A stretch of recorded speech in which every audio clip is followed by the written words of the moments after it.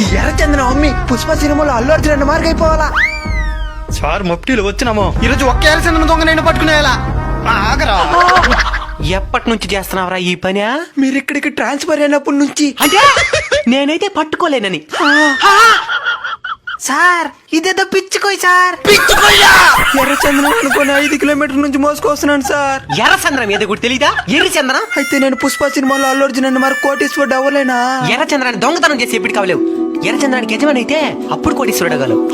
Government చేత identify చేయబడి register చేసి జియో ట్యాగ్ కూడా వేస్తారు. అది మనకి పూర్తి సెక్యూర్ అండ్ 100% లీగల్ అన్న నమ్మకాన్ని కలిగిస్తాయి. ఓ సర్టిఫైడ్ ఓనర్ గా కంపెనీతో కలిసి కట్ చేసిన చెట్ల మీద వచ్చే ప్రాఫిట్ ని 60-40 రేషియోలో పంచుకోవచ్చు. ఈ రెడ్ శాండిల్వుడ్ కి ఎందుకంత డిమాండ్ అంటే ప్రపంచవ్యాప్తంగా వీటి అవసరం చాలా ఉంది. కాస్ట్లీ ఫర్నిచర్ మేకింగ్ లో, ఆయుర్వేదిక్ మెడిసిన్స్ లో, అలాగే వీటి ఆయిల్ ని న్యూక్లియర్ రియాక్టర్స్ లో కూడా కూలెంట్ లా వాడతారు. మీరు కూడా 100% లీగల్ గా రెడ్ శాండిల్వుడ్ మొక్కల్ని పెంచి మీ డబ్బుని రెట్టింపు చేసుకోవాలనుకుంటున్నారా? వెంటనే Sai properties and projects limited వాళ్ళని కాంటాక్ట్ చేయండి. Hi friends, good morning. నా పేరు రఘురామ్ రెడ్డి.